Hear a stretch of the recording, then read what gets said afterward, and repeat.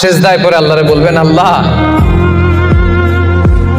এই পৃথিবীতে আমি ছাড়া তোমার গোলামের অভাব নাই, কিন্তু তুমি ছাড়া আমার দ্বিতীয় কোনো রব নাই। চোখের পানি ছেড়ে আল্লাহরে ডেকে বলেন, আল্লাহ